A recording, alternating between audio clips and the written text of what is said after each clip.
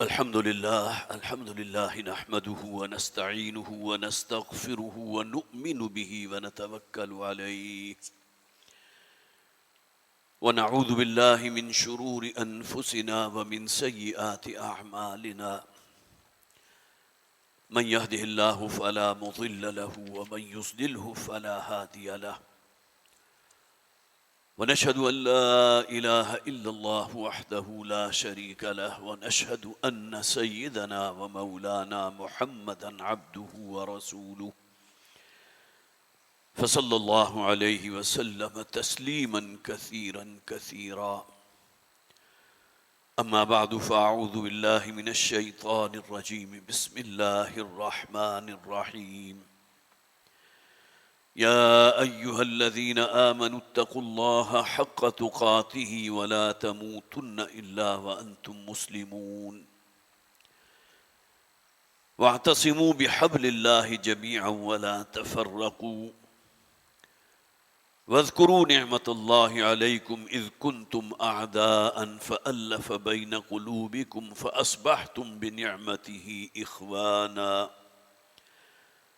وكنتم على شفا حفرة من النار فأنقذكم منها كذلك يبين الله لكم آياته لعلكم تهتدون ولتكن منكم أمة يدعون إلى الخير ويأمرون بالمعروف وينهون عن المنكر وأولئك هم المفلحون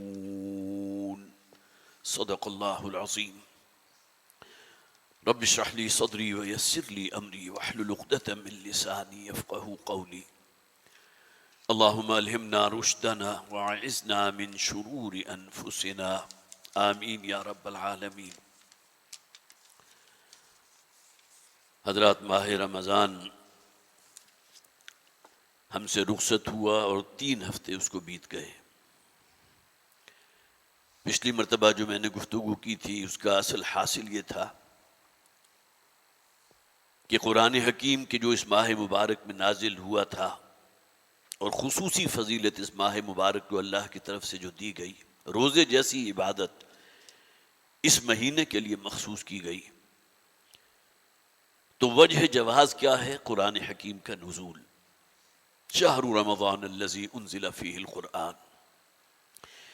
اس حوالے سے میں نے عرض کیا تھا کہ قرآن کے ساتھ جو ہمارا تعلق ہے، ہم مانتے ہیں، تسلیم کرتے ہیں کہ اللہ کا کلام ہے، یہ کتاب اللہ کی کتاب ہے، لیکن آیا ہمارے شب و روز، ہماری طرز زندگی، ہماری پرائرٹیز، شریعت کے احکامات کی بالادستی خود اپنی ذات پر بھی اور اس سے آگے بڑھ کر کہ الارض للہ والحکم للہ، یہ زمین اللہ کی ہے اور اس پر اللہ ہی کا حکم چلنا چاہیے، اس کے لیے محنت، اس کے لیے کوشش کی جد و جہد، یہ وہ آئینہ ہے کہ جو ہمیں دورہ ترجمہ قرآن کے دوران اور قرآن حکیم کے مطالعے کے ذریعے ہمیں حاصل ہوا۔ آج کے لیے میں نے سورہ آل عمران کی 3 آیات کا انتخاب کیا ہے، لیکن میں چاہتا ہوں کہ چند تمہیدی باتیں میں عرض کر دوں اس ضمن میں کہ قرآن حکیم میں جو طویل صورتیں ہیں، سورہ بقرہ ہے، سورہ آل عمران ہے، سورہ کہف ہے، اسی طرح بہت سی اور صورتیں ہیں جو خاصی طویل ہیں، تو قرآن کا یہ اسلوب ہے کہ اس میں ایک آیت یا چند آیات کا ایسا گلدستہ اور مجموعہ موجود ہوتا ہے جو انسان کی توجہات کو اپنی طرف کھینچ لیتا ہے۔ ہمارا ایمان ہے، یقین ہے کہ یہ اللہ کا کلام ہے اور اس میں کوئی آیت، کوئی حرف زائد نہیں ہے، ہر آیت اپنی جگہ انتہائی جامع، بہت گہری، لیکن بہت سے مقامات قرآن حکیم کے ہیں۔ چونکہ حال ہی میں دورہ ترجمہ قرآن سے ہم ہو گزرے ہیں، تو جسے آپ کہتے ہیں کہ وہ ایک لذت اور چاشنی جو قرآن کے مطالعے سے ہر مسلمان کے دل میں پیدا ہونی لازم ہے، تو اس کا نتیجہ یہ ہے کہ اب جب بھی قرآن سنتا ہوں یا پڑھتا ہوں، آپ حضرات کا بھی معاملہ یہ ہوگا، تو کم سے کم جو مضمون بیان ہوا ہے وہ ذہن میں واضح ہوتا ہے۔ ہاں بعض مقامات قرآن کے ایسے ہیں جنہیں متشابہات کہا جاتا ہے، اس کے بارے میں ایک سے زائد آراء بھی موجود ہیں، اور اس کے بارے میں ہم نہیں کہہ سکتے کہ اس کی اصل حقیقت کیا ہے۔ یہ 7 آسمانوں کا ذکر قرآن حکیم میں کتنے مقامات پر ہے، لیکن اس کی تہ تک رسائی حاصل کرنا کہ یہاں مراد کون سے 7 طبقات ہیں، آیا کوئی سالڈ سٹرکچر ہے جو اس کو قرآن کہتا ہے یہ 7 آسمان جو ہم نے تمہارے سروں پر سایہ فگن کر دیے؟ تو یہ آیات متشابہات ہیں۔ لیکن قرآن کا مطالعہ کرتے ہوئے بہت سے مقامات ایسے ہیں، اور خاص طور پر میں چاہتا ہوں آج کی نشست میں کہ ان مقامات کو ہائی لائٹ کروں، اگرچہ موقع نہیں ہے کہ اس میں سے ہر مقام کی کوئی تفصیل اور اس کی وضاحت بھی آپ کے سامنے رکھ سکوں، لیکن ایک جنرل امپریشن جو ہے بڑی صورتوں کی بہت خوبصورت آیات کا گلدستہ یا آیت جو ایک ہی ہو۔ سب سے پہلے لیجئے سورہ بقرہ۔ سورہ بقرہ کی ابتدائی 5 آیات بہت جامع کہ اللہ کے نزدیک ہدایت پر اور تقوی پر کون لوگ ہیں کہ جو قائم ہیں۔ الذین یؤمنون بالغیب ویقیمون الصلاة ویؤتون الزکاة ومما رزقناہم ينفقون۔ آگے کیا فرمایا گیا؟ اولئک علی ھدی من ربہم۔ یہ تو گویا کہ قرآن حکیم کی افتتاحی آیات ہیں نا۔ یہ وہ لوگ ہیں کہ جو اپنے رب کے ہدایت والے رستے پر ہیں۔ وَأُولَٰئِكَ هُمُ الْمُفْلِحُونَ، اور یہی وہ لوگ ہیں جو حقیقتاً فلاح سے ہمکنار ہونے والے ہیں، کامیاب ہونے والے ہیں۔ اس کے بعد آیت بر ہم نے پڑھی، آیت نمبر 177۔ نیکی کیا ہے؟ تمہارے ذہنوں میں نیکی کا اپنا ایک تصور ہے، لیکن قرآن کا مطالعہ کیجئے اور نبی اکرم صلی اللہ علیہ وسلم کے فرمودات کو اپنے سامنے رکھیں تو نیکی کا جو ہماگیر تصور ہم پر واضح ہوتا ہے صرف ایک آیت میں۔ جیسا کہ میں نے عرض کیا، یہ وہ خوبصورت پھول ہیں جو اس طویل سورت کے اندر موجود ہیں۔ لیس البر ان تولوا وجوہکم قبل المشرق والمغرب۔ نیکی صرف یہ نہیں ہے کہ اپنے چہروں کو مشرق یا مغرب کی طرف کر لو۔ مراد کیا ہے کہ نبی اکرم صلی اللہ علیہ وسلم جب ہجرت فرما کر مدینہ تشریف لے آئے تو تقریباً 16-17 مہینے آپ نے اپنا قبلہ بیت المقدس کو قرار دیے رکھا۔ بہت سے لوگوں کے علم میں یہ حقیقت نہیں ہوگی، اس لیے کہ اللہ کی طرف سے حکم نہیں آیا۔ لیکن جب وہ آیات نازل ہو گئیں فَوَلِّ وَجْهَكَ شَطْرَ الْمَسْجِدِ الْحَرَامِ، تو اس کے بعد سے گویا کہ یہ علامت تھی اصل میں تحویل قبلہ کہ پہلی امت مسلمہ یہود کو معزول کر دیا گیا، اور اب یہ تاج جو ہے امت کا تاج وہ امت مسلمہ کے سر پر سجا دیا گیا۔ تو آیا پھر ہم نے پڑھی جس میں نیکی کی اصل حقیقت اور اس کی بنیاد میں جب تک اللہ پر ایمان اور اپنے نیک عمل کا، حسن عمل کا اجر صرف اللہ سے مطلوب نہیں ہوگا، اللہ کے ہاں وہ عمل مقبول نہیں ہے۔ لہٰذا 5 بنیادی ایمانیات کو سب سے پہلے اس کا ذکر کیا گیا، وَلَٰكِنَّ الْبِرَّ مَنْ آمَنَ بِاللَّهِ وَالْيَوْمِ الْآخِرِ وَالْمَلَائِكَةِ وَالْكِتَابِ وَالنَّبِيِّينَ۔ اور اس کے بعد جو بلند ترین وصف ہے نیکی کے موضوع پر، وَآتَ الْمَالَ عَلَىٰ حُبِّهِ ذَوِي الْقُرْبَىٰ وَالْيَتَامَىٰ وَالْمَسَاكِينَ وَابْنَ السَّبِيلِ۔ یہ مال کی محبت جو ہے یہ سب سے بڑا بریک ہے جو انسان کی شخصیت و کردار میں لگتا ہے۔ لہٰذا اس بریک کو ریلیز کرو، مال کی محبت کو کھرچ کھرچ کر اپنے جو ہے دل سے نکالنے کی کوشش کرو۔ وہ پوری مدد دے دی گئی۔ سورہ بقرہ ہی میں تھوڑا سا اور آگے بڑھے تو آیت الکرسی، بہت خوبصورت پھول سورہ بقرہ کا، جس کو نبی اکرم صلی اللہ علیہ وسلم نے تمام آیات قرآنیہ کا سردار قرار دیا ہے۔ اللہ لا الہ الا هو الحی القیوم لا تاخذہ سنۃ ولا نوم۔ اب ان آیات میں، سورہ بقرہ کی آیات میں معاملات بھی ڈسکس کیے گئے ہیں، نکاح اور طلاق کے مسائل بھی ڈسکس کیے گئے ہیں، انفاق فی سبیل اللہ کی پرزور دعوت ہے، خرچ کرو اللہ کے راستے میں، اس کے دین کی سربلندی کے لیے، اور اس میں خاص طور پر تحریض دلائی گئی قتال فی سبیل اللہ کی، کہ اللہ کے راستے میں جنگ کرو، قتال کرو۔ اور اس کے بعد آخری 2 آیات جو ہیں وہ تو شب معراج جو نبی اکرم صلی اللہ علیہ وسلم کو جو تحفہ دیا گیا تھا، آمن الرسول بما انزل الیہ من ربہ والمؤمنون کل آمن باللہ وملائکتہ، کس قدر خوبصورت الفاظ ہیں، بہترین دعائیں ہیں۔ ربنا لا تؤاخذنا ان نسینا واخطانا، اے پروردگار ہمارا مؤاخذہ نہ کیجو اگر ہم بھول چوک کر ہو گئی ہم سے۔ جذبات کا ریلا کیسا آیا کہ کسی گناہ کا ارتکاب ہم سے ہو گیا، کسی برائی میں ملوث ہو گئے، ہمیں توفیق دے کہ ہم عزم اور ارادے کے ساتھ تیرے حضور توبہ کر سکیں۔ بہت خوبصورت دعائیں سورہ بقرہ کے آخر میں۔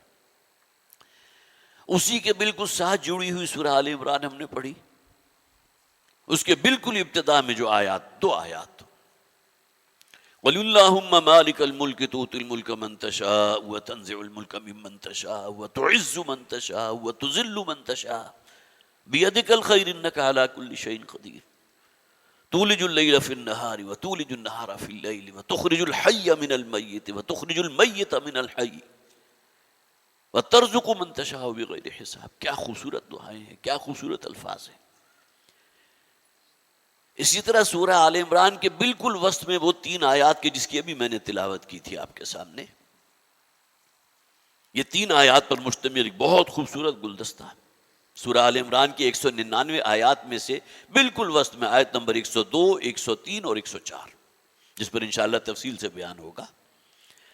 لیکن جیسا کہ میں نے عرض کیا کہ قرآن حکیم کا مطالعہ کرتے ہوئے یا اس کا جو بھی دور ترجمہ قرآن میں جو حضرات شریک رہے ہیں تو انہیں یہ احساس ہوگا کہ قرآن حکیم میں کس قدر خوبصورت آیات ہے، خواہ وہ ایک بالکل یونیک آیت ہو، الگ آیت ہو، آیت الکرسی ہے، آیت البر ہے۔ اسی طرح سورہ نور کے اندر آیت نور ہے، اللہ نور السماوات والارض مثل نورہ کمشکاۃ فیہا مصباح، کیا خوبصورت آیت ہے۔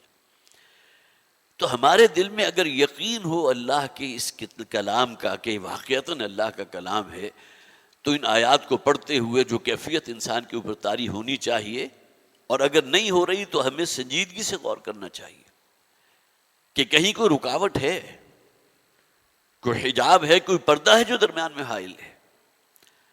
ورنہ تو قرآن حکیم تو اپنی تعریف خود کرتا ہے، وَإِذَا تُلِيَتْ عَلَيْهِمْ آيَاتُهُ زَادَتْهُمْ ایمانا۔ جب یہ ہماری آیات انہیں پڑھ کے سنائی جاتی ہیں تو ان کے تو ایمانی جذبات میں بڑا اضافہ ہوتا ہے، ایمان میں ترقی ہوتی ہے، جلا حاصل ہوتی ہے۔ اسی طرح سورہ آل عمران کے بالکل آخر میں جو آخری رکوع ہے اس کی آیات، ان فی خلق السماوات والارض واختلاف اللیل والنہار، اور نبی اکرم صلی اللہ علیہ وسلم کا معمول تھا یہ، گویا کہ یہ جو احادیث ہے یہ ہمارے لیے سرمایہ حیات ہے کہ ہم اپنے آپ کو حضور سے کتنا قریب سے قریب تر کر سکتے ہیں۔ جب حضور کی آنکھ کھلتی تھی صبح تو یہ آیات آپ کی زبان پر جو ہے وہ جاری ہوتی تھی۔ سورہ آل عمران کی آخری 5 آیات کا ذرا مطالعہ تو کیجیے، ان فی خلق السماوات والارض واختلاف اللیل والنہار لآیات لأولی الالباب الذین یذکرون اللہ قیاما وقعودا وعلی جنوبہم۔ ویسے میں محسوس کر رہا ہوں کہ میری آج کی گفتگو جو ہے اس سے زیادہ استفادہ وہی حضرات حاصل کر رہے ہوں گے کہ جنہوں نے دورہ ترجمہ قرآن میں شرکت کی ہے یا قرآن حکیم کا پڑھنا پڑھانا ان کا معمول ہے۔ اس طرح تھوڑا سا اور آگے بڑھیں، سورہ انعام کو وہ ایک یونیک مقام حاصل ہے کہ کل 4 آیات کے اندر 18 انبیاء اور رسول کے نام موجود، خوبصورت گلدستہ، کل 4 آیات، آیت نمبر 83 سے لے کر آیت نمبر 86 تک۔ اور کن کن انبیاء اور رسول کا ذکر موجود ہے؟ انبیاء اور رسول کا حضرت ابراہیم سے سلسلہ شروع ہوا، پھر حضرت اسحاق ہیں، حضرت یعقوب ہیں، حضرت نوح ہیں، حضرت داؤد ہیں، حضرت سلیمان ہیں، حضرت ایوب ہیں، حضرت یوسف ہیں، حضرت موسیٰ ہیں، حضرت ہارون ہیں، حضرت زکریا ہیں، حضرت یحییٰ ہیں، حضرت عیسیٰ ہیں، حضرت الیاس ہیں، حضرت اسماعیل ہیں، حضرت یسع ہیں، حضرت یونس، حضرت لوط۔ 18 انبیاء اور رسول کا نام کل 4 آیات کے اندر۔ تو گویا کہ ان ناموں کا گلدستہ بھی قرآن حکیم میں اور کہیں اس قدر جامعیت کے ساتھ ان کو جمع کیا گیا۔ سورہ انعام ہم نے پڑھی، اسی طرح بالکل وسط میں سورہ کہف، جن حضرات کا بھی معمول ہے کہ ہر جمعے کو، جیسے کہ نبی اکرم صلی اللہ علیہ وسلم کی حدیث بہت سے حضرات کے علم میں ہوگا کہ جو لوگ بھی سورہ کہف کی تلاوت کو اپنا معمول بنا لیتے ہیں جمعے کے دن، اور یہاں نوٹ کیجئے تلاوت کے معنی کیا ہے؟ صرف پڑھنا نہیں ہے. تلا یتلو آتا ہے فالو کرنا، سمجھ کر پڑھنا، اور اس نیت کے ساتھ پڑھنا کہ ہمیں قرآن کی ہدایت پر عمل کرنا ہے. تو حضور فرماتے ہیں اللہ تعالیٰ ایسے لوگوں کو فتنہ دجال سے محفوظ رکھے گا. سورہ کہف کا مطالعہ کیجئے، ابتدائی اور آخری آیات خصوصی احادیث موجود، بہت جامع آیات، اور بالکل وسط کے اندر وہ آیا مبارک، بلکہ 5 آیات کا ایک مجموعہ ہے، وہی خوبصورت گلدستہ ہے. وَاضْرِبْ لَهُم مَثَلَ الْحَيَاةِ الدُّنْيَا كَمَاءٍ أَنزَلْنَاهُ مِنَ السَّمَاءِ فَاخْتَلَطَ بِهِ نَبَاتُ الْأَرْضِ فَأَصْبَحَ هَشِيمًا تَذْرُوهُ الرِّيَاحُ. یہ دنیاوی جو زندگی ہے اس کی حقیقت اور اس کا انالیسس پیش کیا گیا. ہم اس دنیا میں اپنی آزاد مرضی سے نہیں آئے، اللہ نے ہمیں بھیجا ہے. لائی حیات آئے، قضا لے چلی چلے، اپنی خوشی نہ آئے اپنی خوشی چلے. انسان کو کوئی اختیار تو نہیں تھا کہ وہ خود اپنی پیدائش جو ہے اس کا فیصلہ کر سکتا کہ میری پیدائش کسی مسلمان گھرانے میں ہونی چاہیے یا کہ ہندو یا سکھ گھرانے میں ہونی چاہیے. اللہ کا فیصلہ ہے، اللہ کا فضل ہے، اس کی رحمت کا بہت بڑا ظہور. اور یہ تاثر وہ ہے جو اکثر و بیشتر میں بیان کیا کرتا ہوں کہ ہم میں سے ہر شخص کی جو اس وقت موجود ہیں اور جو مسلمان ہیں، مسلمان گھرانے میں ان کی پیدائش کا ہو جانا اللہ کا بہت بڑا کرم. ورنہ کتنا کچھ امکان تھا کہ ہم میں سے کوئی شخص محنت کر کے، تحقیق کر کے، انالیسس کر کے، کمپیریٹیو سٹڈیز کر کے مختلف مذاہب کی اور اسلام قبول کرتا. قرآن جیسا خزانہ اور یہ دولت اور یہ نعمت ہمیں گھر بیٹھے حاصل ہو گئی. نہ کہیں جہاں میں اما ملی، جو اما ملی تو کہاں ملی، میرے جرم خانہ خراب کو تیرے عفو بندہ نواز میں. علامہ اقبال کے بارے میں یہ الفاظ تو آپ نے شاید جو حضرات بھی والد محترم کی تقاریر سنتے رہے ہیں، بارہا یہ الفاظ انہوں نے بیان کیے. دنیا بھر کے فلسفے کھزاننے کے باوجود جو انہیں عافیت نصیب ہوئی ہے وہ قرآن حکیم کے دامن میں. تو سورہ کہف کے بالکل وسط کے اندر وہ آیت موجود ہے، 5 آیات کا مجموعہ، خوبصورت ترین گلدستہ. اس کے بعد آئیے قرآن حکیم کے آخری حصے کی طرف جو بہت جامع ہے اور جس منتخب نصاب کا میں نے بارہا یہاں ذکر کیا ہے، جو والد محترم نے مرتب کیا تھا، اور خاص طور پر اس چیز کو ٹارگٹ بناتے ہوئے کہ ہم مسلمانوں پر قرآن حکیم کے حوالے سے جو ذمہ داریاں عائد ہوتی ہیں اور اللہ تعالی ہمیں کیسا مسلمان دیکھنا چاہتا ہے. اللہ کا اور قرآن حکیم کا انسان مطلوب ہے کون؟ تو مختلف مقامات، مختلف صورتوں میں سے آیات کو مرتب کیا. منتخب نصاب کا ایک جامع عنوان اس کو دے دیا گیا، جس کا نقطہ آغاز سورۃ العصر ہے اور نقطہ اختتام جس کا بھی میں ذکر کرنے لگا وہ سورہ حدید ہے. تو قرآن حکیم کے آخری حصے میں سے سورہ حدید اگر آپ کے پیش نظر ہو اور کچھ ذہن کے اندر یادداشت میں کچھ چیزیں محفوظ ہوں، ابتدائی 6 آیات ذات و صفات باری تعالیٰ کے ضمن میں قرآن حکیم کا ذروہ سنام ہے، کلائمیکس ہے. سبح للہ ما فی السماوات والارض وهو العزیز الحکیم لہ ملک السماوات والارض یحیی ویمیت وهو علی کل شیء قدیر هو الاول والآخر والظاہر والباطن وهو بکل شیء علیم. ابتدائی 6 آیات ذات و صفات باری تعالیٰ کے ضمن میں قرآن حکیم کا کلائمیکس. اس کے بعد یہ پوری صورت اپنی جگہ انتہائی عظیم، بہت جامع، خاص طور پر مسلمانوں سے خطاب کے ضمن میں، مجھ سے اور آپ سے قرآن خطاب کرتا ہے. وَمَا لَكُمْ لَا تُؤْمِنُونَ بِاللَّهِ، اے مسلمانوں کیا ہوا، کیوں ایمان نہیں رکھتے اللہ پر اور اللہ کے رسول پر؟ اپنے اوپر غور کیجئے، مسلمان تو ہیں ہم، کچھ نہ کچھ دینی شعور بھی ہمیں حاصل ہے، لیکن ایمان کے جو تقاضے ہونے چاہیے کہ اسلام کو اپنی پوری زندگی میں اس کا اثر و نفوذ، اس کو نافذ کریں، ایگزیکیوٹ کریں. ادخلوا فی السلم کافہ. ہماری معاش، ہماری معاشرت، ہمارا طرز رہن سہن، ہماری پرائرٹیز، ایک دوسرے کے ساتھ ہمارا لین دین، ان میں سے ایک ایک موضوع کو قرآن حکیم نے جو ہے اس کو ڈسکس کیا ہے، ہائی لائٹ کیا ہے. لیکن اگر ہم نے قرآن حکیم کو پڑھنا جو ہے صرف اسی لیے اپنا شعار بنا لیا کہ ہمیں ثواب حاصل ہوتا رہے اور اس کو سمجھنے کو ہم تیار نہ ہو، تو یہ پھر ہماری اپنی کم ہمتی ہے، اپنی کمزوری ہے۔ تو سورہ حدید کا مطالعہ کیجئے، معلوم ہوگا کہ قرآن کا انسان مطلوب ہے کون۔ پھر یہاں بھی جس طرح سورہ کہف کا میں نے بھی آپ کو ریفرنس دیا تھا، اس کے بالکل مرکز میں وہ حیات دنیاوی کا جو چمک دمک ہے، یہاں کی جو زیبائشیں ہیں، جو خوبصورتی ہے، اس کا انالیسس کیا گیا۔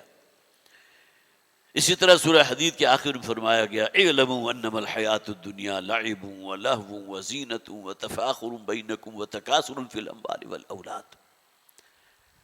اس مقام کو فوکس کیجئے تو معلوم ہوگا کہ کس قدر گہرائی ہے ان آیات کے اندر۔ یہ دنیا کی زندگی ہے کیا؟ کھیل تماشا ہے؟ اگر اس کو اسی اعتبار سے لوگوں کو تو واقعتاً اس سے آگے کچھ نہیں، لیکن اگر معلوم ہو یہ دنیا کی زندگی یہ اصل میں کھیتی ہے آخرت کے لیے، یہاں بو گے تو فصل وہاں کاٹو گے، تو دنیا کی زندگی اپنی جگہ بڑی حقیقت ہے۔ اور حیات دنیاوی کے مختلف مدارج کو جس طرح اس ایک آیت کے اندر سمویا گیا قرآن حکیم میں، اور کسی مقام پر نہیں۔ پھر وہی بات میں عرض کروں گا کہ قرآن حکیم کی ایک ایک آیت اپنے اندر جو حکمت کے عظیم ترین خزانے رکھتی ہے، اور جس طرح وہ ہم میں سے ہر ایک کو دعوت عمل دے رہی ہے، یہ تو ہماری اپنی بے اعتنائی ہے نا قرآن کے ساتھ۔ جیسا کہ قرآن حکیم میں فرمایا گیا نا سورہ ملک میں فَاعْتَرَفُوا بِذَنبِهِمْ، اگر اپنی اس کمی اور کوتاہی کا اعتراف ہم نے قیامت کا دن کیا تو اس کا کوئی فائدہ نہیں۔ سورہ ملک کے آغاز میں اس نقشہ کھینچ دیا گیا ان لوگوں کا، کیا تم تک نبی کی دعوت نہیں پہنچی تھی؟ اسوہ محمدی تم پر واضح نہیں تھا صلی اللہ علیہ وسلم؟ قرآن حکیم کی حیات پر تم نے غور و فکر نہیں کیا؟ اپنے لیے کوئی لائحہ عمل اور مشرع راہ اس قرآن کو سمجھا ہی نہیں سمجھا، تو اس دن تو سب لوگ اعتراف کر لیں گے۔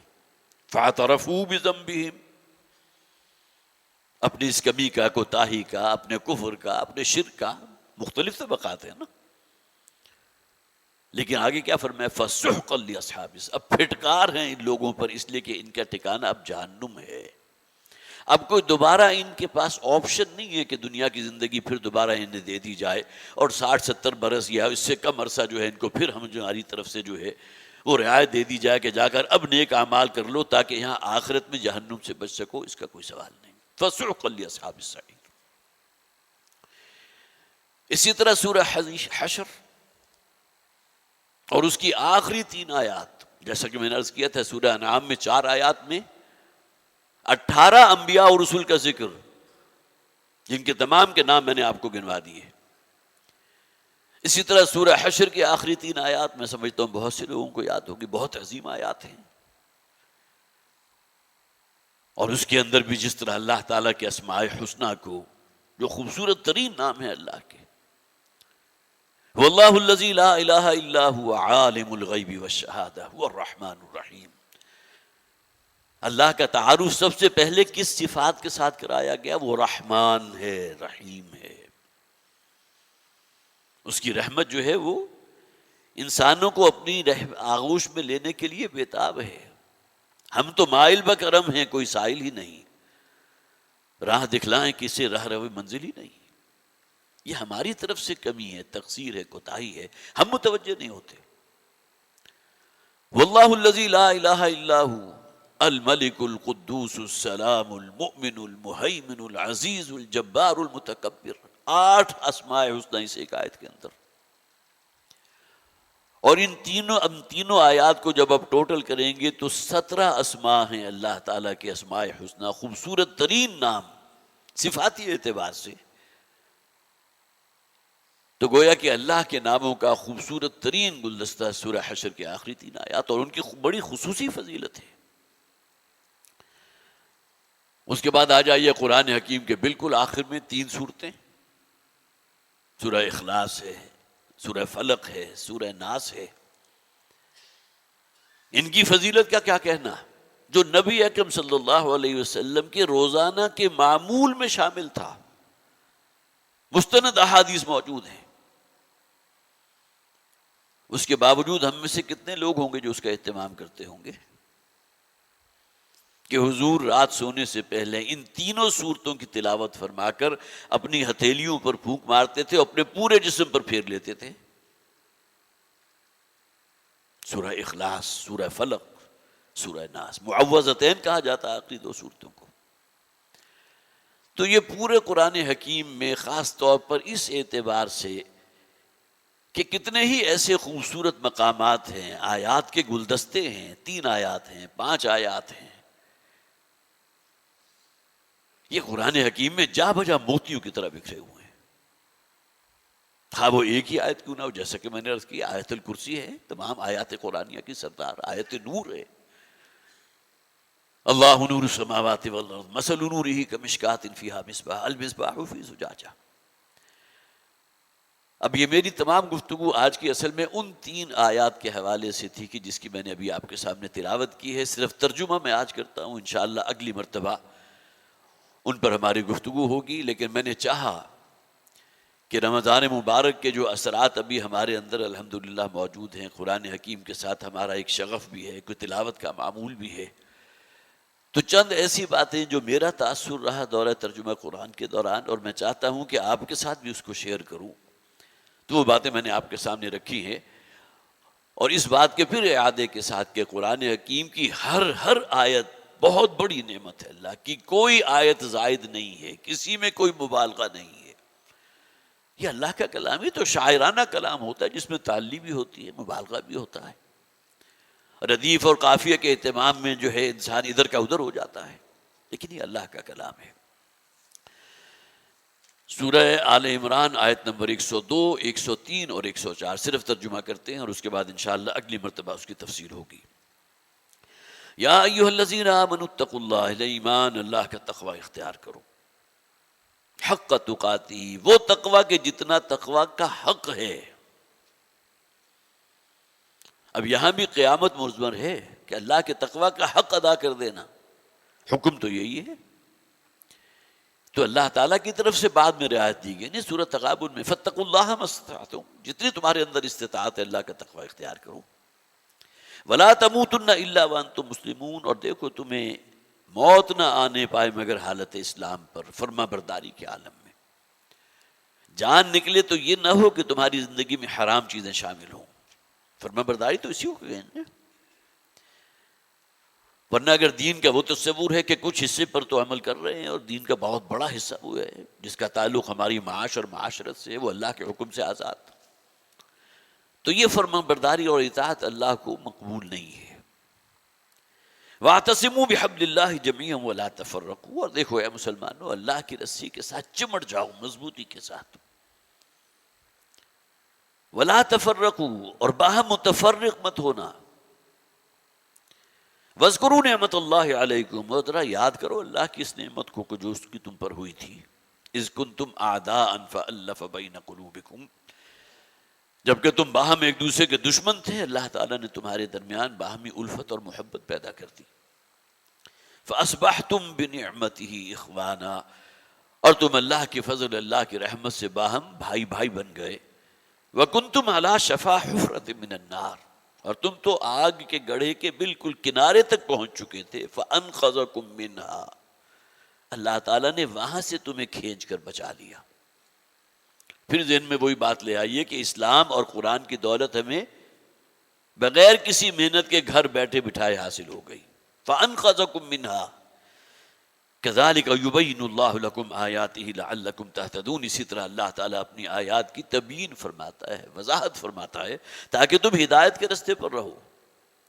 وَلْتَكُن مِّنكُمْ أُمَّةٌ يَدْعُونَ إِلَى الْخَيْرِ، اور ہے مسلمانوں تمہارے اندر ایک جماعت، ایک گروہ ایسی موجود رہنی چاہیے جو خیر کی طرف، بھلائی کی طرف، نیکی کی طرف دعوت دینے والی ہو. یأمرون بالمعروف وینہون عن المنکر، معروف کا حکم دینے والے اور منکرات کا سد باب کر دینے والے، روک دینے والے. وَأُولَئِكَ هُمُ الْمُفْلِحُونَ، اور صرف یہی لوگ ہیں کہ جو اللہ کے ہاں کامیاب اور سرفراز قرار دیے جائیں گے. صرف یہی لوگ. یہ 3 آیات کا ایک مجموعہ جو سورہ آل عمران کے بالکل وسط میں بہت خوبصورت جو ہے ایک پھولوں کے گلدستے کی شکل میں موجود ہے۔ اس پر انشاءاللہ تفصیلی کلام ہوگا۔ اللہ تعالی ہمارے اندر قرآن حکیم کی محبت پیدا فرمائے، ہمارے دلوں کو اس کی جانب راغب کرے، ہمارے اندر وہ آمادگی پیدا فرمائے کہ قرآن حکیم کو ہم نہ صرف یہ کہ پڑھیں بلکہ سمجھ کر پڑھیں اور اپنی لاہ عمل اس کو قرار دیں۔ بارک اللہ لی ولکم فی القرآن العظیم ونفعنی وإیاکم بالآیات والذکر الحکیم۔ حضرات، یہ پریس ریلیز آج کل جو حالات چل رہے ہیں اور جس طرح کی ایک بہت ہی ایک ہنگامی اور ایمرجنسی کی صورتحال ہے، اور کہیں یہ کہا جا رہا ہے کہ اب کہیں یا تو مارشل لا لگے گا یا کچھ اور کوئی معاملہ جو ہے وہ اختیار کیا جائے گا۔ اللہ تعالیٰ ہی اس ملک کی حفاظت فرمائے۔ تو اس دفعہ کی جو پریس ریلیز ہے اس کا عنوان ہے سیاستدان اور ریاستی ادارے قوم پر رحم کریں۔ یہ بات تنظیم اسلامی کے امیر شجاع الدین شیخ صاحب نے ایک بیان میں کہی۔ انہوں نے کہا کہ پوری قوم اضطراب اور ہیجانی کیفیت میں مبتلا ہے، اس کا اندازہ مجھے بھی ہے اور آپ کو بھی ہے، لیکن قومی رہنما انا پرستی اور ضد کی بنا پر آنکھیں کھولنے کو تیار نہیں۔ مہنگائی سے قوم جسمانی کے علاوہ ذہنی مریض بنتی چلی جا رہی ہے، اور یہ حقیقت ہے اپنی جگہ، اور سیاستدان ایک دوسرے کے خلاف کیچڑ اچھالنے کے سوا کچھ کرنے کو تیار نہیں۔ پاکستان اس وقت معاشی لحاظ سے ایشیا کا بدترین ملک بن چکا۔ سیاسی عدم استحکام کسی صورت میں ختم ہوتا نظر نہیں آ رہا۔ اپنے تو ہوش کا ناخن لینے کا مشورہ دے ہی رہے ہیں، لیکن بیگانے بھی ہماری سلامتی کو تار تار کرنے کے لیے تیار بیٹھے ہیں۔ ہمارا قریب ترین کا پڑوسی ملک جو ہے وہ تو گویا کہ گھات میں ہوتا ہے ایسے مواقع کے، سیبوٹاژ کرنے کے لیے وہ تیار ہوتا ہے۔ انہوں نے کہا کہ چیئرمین پی ٹی آئی کو اسلام آباد ہائی کورٹ کے احاطے سے گرفتار کرنے کے لیے جو طریقہ اختیار کیا گیا اسے سپریم کورٹ بھی غیر قانونی قرار دے چکی ہے۔ دوسری طرف یہ بھی حقیقت ہے کہ کوئی شخص چاہے وہ ملک کی ایک بڑی جماعت کا لیڈر ہی کیوں نہ ہو، قانون سے بالا تر نہیں ہو سکتا۔